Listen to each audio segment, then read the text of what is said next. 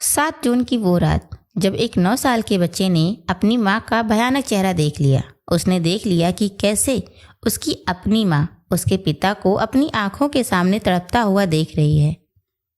यही नहीं बल्कि दरिंदों के हाथ में मरने के लिए छोड़ दिया। ये कोई कहानी नहीं, ये कोई कल्पना नहीं, ये एक सच्ची फाइल है। नमस्कार, मैं नियति पटेल। आप देख रहे हैं द केस डायरी, जहाँ रिश्ते सिर्फ रिश्ते नहीं रहते और प्यार भी कभी कभी खून में बदल जाता है। आज की फाइल हमें ले चलती है राजस्थान के अलवर जिले के एक छोटे से कस्बे खेडली में, जहां 7 जून 2025 की रात एक घर के अंदर ऐसा कुछ हुआ जिसे देखने वाला सिर्फ एक 9 साल का मासूम बच्चा था। खेडली कस्बा एक छोटा सा इलाका जहां लोग एक दूसरे को नाम से जानते हैं। वहीं वीरू और अनीता की शादी को काफ़ी साल बीत चुके थे। दरअसल वीरू और अनीता का प्रेम विवाह था और दोनों ही पहले से शादीशुदा थे। वीरू की पहली पत्नी से एक बेटा था, जिसकी शादी हत्या से मात्र 15 दिन पहले ही हुई थी। वहीं अनीता भी अपने पहले पति को छोड़कर आई थी। वीरू और अनीता का भी एक 9 साल का बेटा है। इस जटिल रिश्तों की कहानी ने इस हत्याकांड को और भी सनसनीखेज बना दिया। हालांकि अभी भी बाहर से सब कुछ नॉर्मल फैमिली जैसा ही लग रहा था, लेकिन अंदर ही अंदर रिश्तों में काफ़ी डिस्टेंस आ चुका था। अनीता परचून की दुकान चलाती थी। काशीराम कचौरी का ठेला लगाने के बहाने सामान लेने आता था। यहीं से दोनों में नज़दीकियाँ बढ़ी। फ़ोन कॉल्स, मुलाकातें और वही पुरानी लाइन, बस दोस्ती है।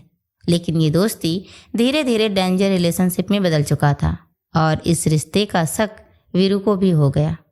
उसने अनीता पर सख्ती करना शुरू कर दिया, जिससे परेशान होकर दोनों ने वीरू को रास्ते से हटाने की साजिश रची। अब दिन होता है 7 जून 2025। उस दिन रात का खाना हुआ। घर में काफ़ी सन्नाटा था। माँ ने अपने बच्चे से कहा कि तुम जाकर सो जाओ, रात बहुत हो चुकी है। बच्चा कमरे में गया, उसे नींद नहीं आई। रात के लगभग 12 बजे के बाद कुछ आहट सुनाई दी। दरवाज़ा खुला। उसने देखा कि उसकी माँ उसके साथ काशीराम अंकल आए हुए थे और भी कुछ लोग थे। उसने ऐसा कुछ देख लिया जिससे वो पूरी तरह से डर गया। अगली सुबह होते ही अनीता ने अपना नाटक शुरू कर दिया।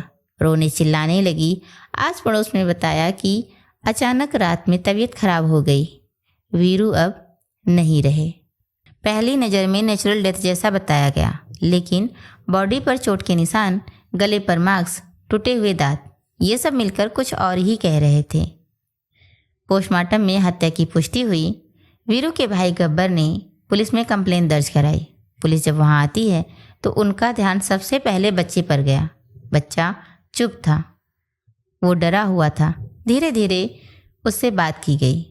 बच्चे ने जो बयान दिया वही इस केस का टर्निंग पॉइंट बन गया। बच्चे ने कहा कि उसने देखा कि उसके पापा सो रहे थे।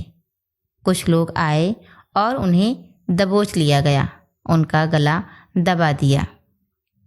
उसने कहा कि पापा तड़प रहे थे, हाथ पैर चला रहे थे, लेकिन सबसे डरावनी बात कि उसकी माँ, उसने कहा कि माँ वहीं खड़ी थी, बिल्कुल शांत। उसने कहा कि वो रोना चाहता था, अपने पापा के पास जाना चाहता था। वहीं उसी एक पल में उस बच्चे का पूरा बचपन खत्म हो गया। बच्चे का बयान, घर की टाइमिंग, मोबाइल कॉल्स रिकॉर्ड और काशीराम की मौजूदगी, ये सब मैच कर रहा था।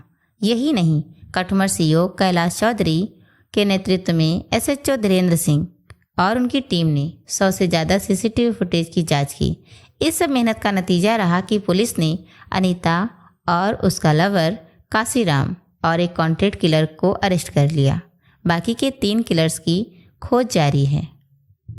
पूछताछ में सामने आया कि यह कोई अचानक हुआ अपराध नहीं था, यह एक प्लानेड मर्डर था। काशीराम और अनीता ने 2 लाख रुपए देकर किलर्स को हायर किया था।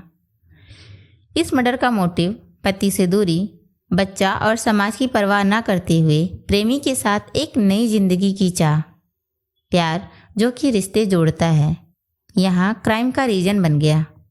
यह केस हमें बताता है कि अपराध का कोई चेहरा नहीं होता, रिश्ते अगर टॉक्सिक हो जाएं तो सबसे बड़ा नुकसान मासूमों को होता है। एक बच्चा जो जिंदगी भर उस रात को कभी भी भूल नहीं पाएगा। सच को चाहे जितना दबाया जाए वो सामने आ ही जाता है, और कई बार सबसे छोटी आवाज़ ही सबसे सच्ची होती है। क्या अनीता ही पूरी तरह से दोषी थी या काशीराम ही इस क्राइम का मास्टरमाइंड था? कमेंट में ज़रूर लिखिए, माँ या प्रेमी। और अगर आपको ऐसी ही रियल डार्क क्राइम फाइल्स पसंद है तो द केस डायरी को लाइक, सब्सक्राइब, शेयर करना मत भूलिए। सतर्क रहें, सावधान रहें। जय हिंद, जय भारत।